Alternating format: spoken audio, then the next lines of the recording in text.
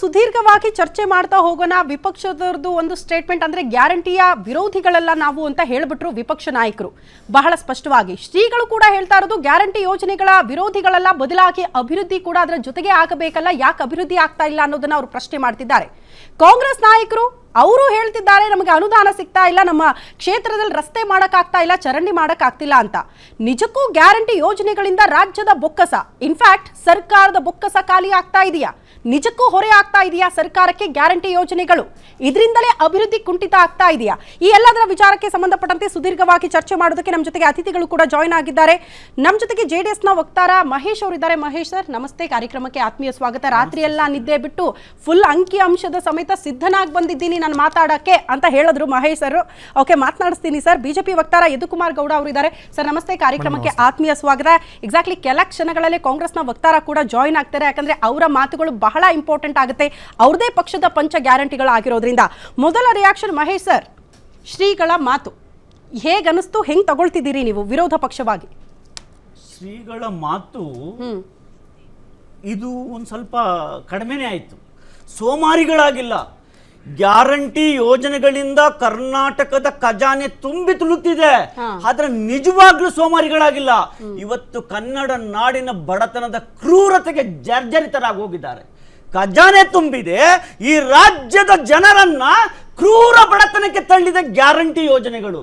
ಎಂತ ಕ್ರೂರ ಬಡತನ ಅಂತ ಹೇಳಿದ್ರೆ ಒಂದೇ ಒಂದು ಹೆಜ್ಜೆ ಮುಂದಿದ್ದಾರೆ, ಅಂಕಿ ಸಮೇತ ಹೇಳ್ತೇನೆ ಶ್ರುತಿಜಿ.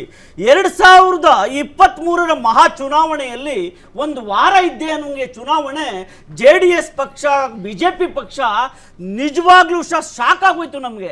ಯಾಕೆ ಅಂತ ಹೇಳಿದ್ರೆ ನಾವು ಅಂದ್ಕೊಂಡಿದ್ವಿ ರಾಜ್ಯದ ಮೂಲೆ ಮೂಲೆಗಳಲ್ಲಿ ಪ್ರಯಾಣ ಮಾಡಿದ್ದೇವೆ, ನಮಗೆ 70ರಿಂದ 80 ಸೀಟ್ ಬರುತ್ತೆ ಅಂತ. ಬಟ್ ದುರಂತ ನೋಡಿ, ಕಾಂಗ್ರೆಸ್ ಬಿಡುಗಡೆ ಮಾಡಿದಂಥ ಫೈನಾನ್ಸಿಯಲ್ ಡಿಸ್ಕಷನ್ ಮಾಡ್ದೇನೆ ಇವತ್ತು ರಾಜ್ಯದ ಜನರಿಗೆ ಏನಾದ್ರೂ ಮಾಡಿ ನಮ್ಮ ಸರ್ಕಾರ ಬರಲೇಬೇಕು ಅಂತ ಸಿದ್ದರಾಮಯ್ಯನವರ ಸರ್ಕಾರ ಎಂತದ್ದನ್ನ ಮಾಡಿದ್ದು ಅಂತ ಹೇಳಿದ್ರೆ ಕ್ಲಾರಿಟಿ ಕೊಡಿ. ನಿಮ್ಮ ಮಾತನ್ನ ಬಹಳ ವಿನಯದಿಂದ ಕೇಳಿಸ್ಕೊಳ್ತಾ ಇದ್ದೀನಿ. ಕ್ರೂರತನ ಅಂತ ಹೇಳಿದ್ರಿ, ಕ್ರೂರ ಬಡತನ ಅದ್ ಹೆಂಗೆ ಅಂತ ಅರ್ಥ ಆಗ್ಲಿಲ್ಲ, ಅರ್ಥ ಮಾಡಿಸ್ಬಿಡಿ ಸರ್. ಹೇಳ್ತೀನಿ, ಗುರುಗಳಿಗೆ ಹೇಳ್ತೀನಿ, ಗುರುಗಳ ದಯವಿಟ್ಟು ನೀವು ಸೋಮಾರಿ ಅನ್ಬೇಡಿ, ಕ್ರೂರ ಬಡತನವಂತ ಹೇಳಿ ಇನ್ನು ಮುಂದೆ ಎಲ್ಲ ಹೇಳ್ತೀನಿ ಮೇಡಮ್. ಇವತ್ತು ಪಂಚ ಗ್ಯಾರಂಟಿ ಯೋಜನೆಗಳಿಂದ ಒಂದು ವರ್ಷದಲ್ಲಿ ಶ್ರುತಿಜಿ ಎಷ್ಟು ಖುಷಿ ಪಟ್ವಿ ನಾವೆಲ್ಲ. ಎಸ್, ಕೊಡ್ತಾರೆ ಸಿದ್ದರಾಮಣ್ಣ, ಕೊಟ್ಟೇ ಬಿಟ್ರು ಪಂಚ ಗ್ಯಾರಂಟಿಗಳನ್ನ. ಅನ್ನಭಾಗ್ಯ ಕೊಟ್ರು, ಗೃಹ ಜ್ಯೋತಿ ಕೊಟ್ರು, ಗೃಹ ಲಕ್ಷ್ಮಿ ಕೊಟ್ರು, ವಿದ್ಯಾಸಿರಿ ಕೊಟ್ರು, ಅದ್ರ ಜೊತೆಗೆ ಯುವ ನಿಧಿಯನ್ನು ಕೊಟ್ರು. ಒಂದೊಂದಾಗೆ ಬಿಡಿಸಿ ಹೇಳ್ತೀನಿ ಜಿ. ಇವತ್ತು ಒಂದು ವರ್ಷಗಳಲ್ಲಿ ಹಿಂದೆ ಅದ್ರ ಬಗ್ಗೆ ಪ್ರೀತಿಯಿಂದ ಮಾತನಾಡಿದ್ರು ಜನ. ಇವತ್ತೇನಾಗಿದೆ ಅಂದ್ರೆ ಅನ್ನಭಾಗ್ಯ 5 kg ಅವತ್ತು ಹೇಳಿದ್ರು ಸಿದ್ದರಾಮಣ್ಣ, ಅನ್ನಭಾಗ್ಯ ಕೊಡೋದಿಕ್ಕೆ 5 kg ಅಕ್ಕಿ ಕೊಡೋದಿಕ್ಕೆ ನರೇಂದ್ರ ಮೋದಿ ಅವರ ಹತ್ರ ಹೋಗ್ತಾ ಇದೀವಿ, ದುಡ್ಡಿದೆ ಖಜಾನೆಯಲ್ಲಿ. ನರೇಂದ್ರ ತಪ್ಪೇನಿದೆ, ಕೇಂದ್ರದಿಂದ ಕೂಡ ಪಾಲು ಬರಬೇಕು, ಅದನ್ನ ಕೇಳಿದಾರೆ, ತಪ್ಪೇನಿದೆ? ಅದನ್ನ ಯಾಕೆ ನೀವು ಧ್ವನಿ ಎತ್ತುತ್ತಿದ್ದೀರಿ ಅನ್ನೋದು ಪ್ರಶ್ನೆ. ತಪ್ಪಿಲ್ಲ. ಆ ನಂತರ ಕೊಡ್ತು ಬಿಡಿ ಕೇಂದ್ರ ಸರ್ಕಾರ, ಅದು ಬೇರೆ ವಿಚಾರ. ಹೌದಲ್ವಾ? ಇವತ್ತು ಸಿದ್ದರಾಮಣ್ಣ ನೀವ್ ಹೇಳ್ತಾ ಇದ್ದೀರಾ ಖಜಾನೆಯಲ್ಲಿ ದುಡ್ಡಿಲ್ಲ, 250 ಕೋಟಿ ಲಾರಿ ಮುಸ್ಕರಕ್ಕೆ ಬರೆ. ಹಾಗಾದ್ರೆ ದುಡ್ಡೆಲ್ಲೋಯ್ತು?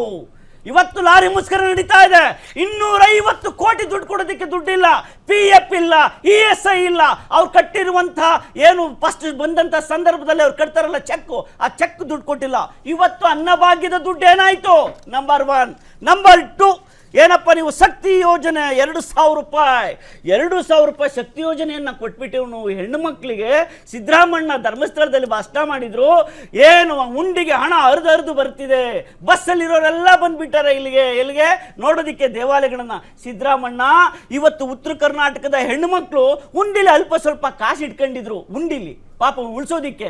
ನೀವು ಬಂದು ಅವ್ರಿಗೆಲ್ಲ ಯಾವಾಗ ಫ್ರೀ ಬಸ್ಸನ್ನು ಕೊಟ್ಟರು, ದೇವಾಲಯದ ಎಲ್ಲ ಉಂಡಿಗಳು ತುಂಬಿ ಭರ್ತಿ ಆಗೋದು ಅಂತೇಳಿ ಹೇಳಿದ್ರಿ, ಅವರ ದುಡ್ಡನ್ನ ಕಿತ್ಕೊಂಡ್ರಿ. ರೈಟ್ ಬಸ್ ಫೇರ್ ಅನ್ನ ಜಾಸ್ತಿ ಮಾಡಿದ್ರಿ. ಕುಮಾರಸ್ವಾಮಿ ಅವರು 4,000ಕ್ಕೂ ಅಧಿಕ ಬಸ್ಗಳನ್ನ ಕೊಟ್ಟರು. ಬಹಳ ಸುದೀರ್ಘವಾಗಿ ಮಾತಾಡ್ತಾ ಇದ್ದೀರಾ. ಒಂದು ಮಾತಲ್ಲಿ ಹೇಳ್ಬೇಕಂದ್ರೆ ಒಂದ್ ಕಡೆ ಕೊಟ್ಟಂಗ್ ಮಾಡಿ ಇನ್ನೊಂದ್ ಕಡೆ ಕಾಂಗ್ರೆಸ್ ಸರ್ಕಾರ ಲೂಟಿ ಮಾಡ್ತಾ ಇದೆ ಜನರಿಂದ ಅಂತ. ನಿಮ್ಮ ಮಾತಿನ ಅರ್ಥ ಆಯ್ತು, ಒಂದ್ ಲೈನ್ ಅಲ್ವಾ ಸರ್? ಒಂದ್ ಕಡೆ ಕೊಟ್ಟಂಗ್ ಮಾಡಿ ಜನರಿಂದ ಲೂಟಿ ಮಾಡ್ತಾ ಇದೆ ಕಾಂಗ್ರೆಸ್ ಸರ್ಕಾರ ಅಂತ. ಅದ್ರ ಬಗ್ಗೆ ರಿಯಾಕ್ಷನ್ ತಗೊಳ್ಳೋಣ. ಯದುಕುಮಾರ್ ಗೌಡ ಅವರೇ, ತಾವು ಕೂಡ ಶ್ರೀಗಳ ಮಾತನ್ನ ಗಮನಿಸಿದ್ರಿ. ಬಿಜೆಪಿ ಆರಂಭದಿಂದಲೂ ಹೇಳ್ತಾ ಇರೋದು ಗ್ಯಾರಂಟಿ ಯೋಜನೆಗಳ ವಿರೋಧಿಗಳನ್ನ ನಾವಲ್ಲ, ಬಟ್ ಸರಿಯಾಗಿ ಅನುಷ್ಠಾನಕ್ಕೆ ತಂದಿ. ಅದ್ರ ಜೊತೆಗೆ ನಿರುದ್ಯೋಗ ಸಮಸ್ಯೆಯನ್ನ ಹೋಗಲಾಡಿಸಿ ಜನರಿಗೆ ಕೆಲಸ ಕೊಡಿಸಿ ಅಂತ ವಿಪಕ್ಷದವ್ರು ಕೇಳ್ಕೊಂಡು ಬಂದ್ರಿ. ಬಟ್ ಅದು ಇಂಪ್ಲಿಮೆಂಟ್ ಆಗ್ತಾ ಇಲ್ಲ ಅಂತ ತಮ್ಗೆ ಈಗಲೂ ಕೂಡ ಅನ್ಸುತ್ತಾ? ಶ್ರೀಗಳ ಮಾತು ಸರಿಯಾಗಿದೆ ಅಂತ ಅನ್ಸುತ್ತಾ? ಸೋಮಾರಿಗಳು ಆಗ್ತಿದ್ದಾರ ಜನ? ಶ್ರೀಗಳ ಮಾತನ್ನ ಒಂದು ಎಚ್ಚರಿಕೆ ಗಂಟೆಯಾಗಿ ಸರ್ಕಾರ ತಗೋಬೇಕಾಗುತ್ತೆ. ಒಂದು ಎಚ್ಚರಿಕೆ ಗಂಟೆಯಾಗಿ ಶ್ರೀಗಳೇನಿರ್ತಾರೆ, ಸಮಾಜದಲ್ಲಿ ಇರುವಂತ ಅಂಕುಡೊಂಕುಗಳು ಯಾವ್ದಿರುತ್ತೆ ಅದನ್ನ ತಿದ್ದಿ ನಡೀರಿ. ಏನಾದ್ರೂ ಅದನ್ನ ಇದರ ಸುಧಾರಿಸ್ಕೋಬೇಕಂದ್ರೆ ಸುಧಾರಿಸ್ಕೋಬೇಕು. ಸರ್ಕಾರದಾಗ್ಬೋದು, ಸಮಾಜ ಆಗ್ಬೋದು, ಜನರಾಗ್ಬೋದು. ಆದ್ರೆ ಇಲ್ಲಿ ತಾವು ಹೇಳ್ತಾ ಇರುವಂತಂದಾಗ ಹೌದು ಮೇಡಮ್, ಯಾಕೆ ಅಂತಂದ್ರೆ ಇವರ ಒಂದು ಕೋಟಿ, ಇವಾಗ ಕರ್ನಾಟಕದ ಬಜೆಟ್ 4,09,000 ಕೋಟಿ. ಇವರು ಗ್ಯಾರಂಟಿಗಳಿಗಂತ ಸಪರೇಟ್ ಆಗಿ 52,000 ಕೋಟಿ ಸಪರೇಟ್ ಆಗಿ ಇಟ್ಟಿದಂತದ್ದು. ನಾನು ಅದನ್ನೇ ಕೇಳ್ತಾ ಇದ್ದೆ. ಸಪರೇಟ್ ಆಗಿ ಇಟ್ಟಿದಂತದ್ದು ಅಲ್ವಾ ಮೇಡಮ್? ನಾವು ಅಂಕಿಅಂಶಗಳನ್ನ ಮಾತ್ರ ನಾವು ತಗೋಬೇಕಾಗುತ್ತೆ. ಈಗ ಕ್ಯಾಪಿಟಲ್ ಇನ್ವೆಸ್ಟ್ಮೆಂಟ್ಸ್ ಈಗ ಒಂದೇ ಮಾತು ಶ್ರೀಗಳ ಮಾತು ಸರಿಯಾಗಿದೆಯಾ ಅಥವಾ ಎಚ್ಚರಿಕೆ ಗಂಟೆ ಅಂತ ಅಷ್ಟೇ ತಗೊಳ್ಕೊಳ್ಬೇಕಾ ಸರ್ಕಾರ? ಮೇಡಮ್, ಎಚ್ಚರಿಕೆ ಗಂಟೆಯಾಗಿ ತಗೋಬೇಕು. ಯಾಕೆ ಅಂತಂದ್ರೆ ಒಂದೇ ಒಂದು ಕ್ಲಾಸಿಕ್ ಎಕ್ಸಾಂಪಲ್, ಶಾಲಾ ಮಕ್ಕಳಿಗೆ ನಾವು ಮೊಟ್ಟೆ ಕೊಡ್ತೀವಿ ಅಂತ 6 ದಿನ ಮೊಟ್ಟೆ ಕೊಡ್ತೀವಿ, ಯಾಕಂದ್ರೆ ಪೌಷ್ಟಿಕಾಂಶದ ಕೊರತೆ ಇದೆ 1 ರಿಂದ 10ನೇ ತರಗತಿ ಅಂತಂದ್ರು. ಮೊನ್ನೆ ಅಜೀಂ ಪ್ರೇಮ್ಜಿ ಅವರ ಫೌಂಡೇಶನ್ಸ್ ಇದ್ ಮಾಡಿದಾಗ ಸುಮಾರು 600 ಶಾಲೆಗಳಲ್ಲಿ ಬರೀ 3 ದಿನ ಕೊಡ್ತಾ ಇದ್ದಾರೆ. ಇನ್ 3 ದಿನದ ಏನಾಯ್ತು? ಸರ್ಕಾರ ತಾನೇ ಹೊಣೆ. ಅದಕ್ಕೆ ಸರ್ಕಾರ ಹೊಣೆ ಆದಾಗ ಎಲ್ಲಿ ಕೊಟ್ಟಿದ್ದಾರೆ? ಬರೀ ಅಂದ್ರೆ ನಾನು ಹೇಳ್ತಾ ಇರೋದು ಮಕ್ಕಳ ಒಂದು ಪೌಷ್ಟಿಕಾಂಶದ ಆಹಾರದಲ್ಲೂ ಕೂಡ ಇವ್ರು ಇಷ್ಟೊಂದು ಭ್ರಷ್ಟಾಚಾರ ಮಾಡ್ತಾ ಇದ್ದಾರೆ. ಅಂದ್ರೆ ಎಲ್ಲಿ? ಮೊನ್ನೆ ಕಾವೇರಿ ನದಿ ಬಾಗಿನೆಗೆ ಅರ್ಪಿಸಬೇಕಾದಾಗ ಮುಖ್ಯಮಂತ್ರಿ ಉಪಮುಖ್ಯಮಂತ್ರಿ ಹೇಳಿದ್ರು 1,000 ಕೋಟಿ ನಾವು ಜಲಾನಯನ ಪ್ರದೇಶಕ್ಕೆ ವ್ಯಯಿಸಿದ್ದೀವಿ. 1,000 ಕೋಟಿ ಅಂತ. ಯಾವ 1,000 ಕೋಟಿ ಮೇಡಮ್? ಮಂಡ್ಯ ಭಾಗದಲ್ಲಿ, ಮೈಸೂರು ಭಾಗದಲ್ಲಿ ಯಾವ 1,000 ಕೋಟಿ ಅನುಭವಿಸಿದೆ ವ್ಯಯಿಸಿದ್ದೀರಾ? ದಯವಿಟ್ಟು ಲೆಕ್ಕ ಕೊಡಿ ಜನರಿಗೆ. ಮತ್ತೆ ಕಬಿನಿ ಜಲಾಶಯದಲ್ಲಿ ಆ ಮಟ್ಟದಲ್ಲಿ 400 ಕೋಟಿ ಮಾಡಿದ್ದಾರೆ ಅಂತಂದ್ರು, ವ್ಯಯ ಮಾಡಿದ್ದಾರೆ ಅಂದ್ರು. ಯಾವ್ದು ತಮ್ಮ ಗಮನಕ್ಕೆ ಒಂದು ಯೋಜನೆ ಇದೆ ಮೇಡಮ್? ಗ್ಯಾರಂಟಿ ಯೋಜನೆಗಳಿಂದ ಅಭಿವೃದ್ಧಿ ಕುಂಠಿತವಾಗಿದೆ ಸರ್ಕಾರ. ಡೆಫಿನೆಟ್ ಆಗಿ ಮೇಡಮ್, ರಾಜ್ಯದಲ್ಲಿ ಎಲ್ಲಿ ಇದಾಗಿದೆ? ಜನರು ಬಂದು ಬೇಡಲ್ವಾ, ಬೆಂಗಳೂರಿನಲ್ಲಿ ಗುಂಡಿನಲ್ಲಿ ಓಡಾಡ್ತಾ ಇದ್ದಾರೆ, ರಸ್ತೆಲಲ್ಲ. ಓಕೆ, ವಾಪಸ್ ಬರ್ತೀನಿ. ಈಗ ನಮ್ಮ ಜೊತೆಗೆ ಕಾಂಗ್ರೆಸ್ ವಕ್ತಾರ ಅನಂತಕುಮಾರ್ ನಾಯಕ್ ಅವರು ಕೂಡ ಜಾಯ್ನ್ ಆಗಿದ್ದಾರೆ. ಸರ್ ನಮಸ್ತೆ, ಕಾರ್ಯಕ್ರಮಕ್ಕೆ ಆತ್ಮೀಯ ಸ್ವಾಗತ. ಬಹಳ ಕುತೂಹಲ ಸರ್ ನಿಮ್ಮ ರಿಯಾಕ್ಷನ್ ಬಗ್ಗೆ ನಮಗೆ. ಶ್ರೀಗಳ ಮಾತನ್ನ ಕಾಂಗ್ರೆಸ್ ನಾಯಕರು ಹೆಂಗ್ ತಗೊಳ್ತಾ ಇದ್ದೀರಿ ಅಂತ, ಹೆಂಗ್ ತಗೊಳ್ತಾ ಇದ್ದೀರಿ? ಮೊದಲನೇದಾಗಿ ಗ್ಯಾರಂಟಿ ಯೋಜನೆಗಳು ಏನು ಅನ್ನೋದು, ಅದರ ಮಹತ್ವ ಏನು ಅನ್ನೋದು ಬಡ ಜನತೆಗೆ ಗೊತ್ತಿದೆ.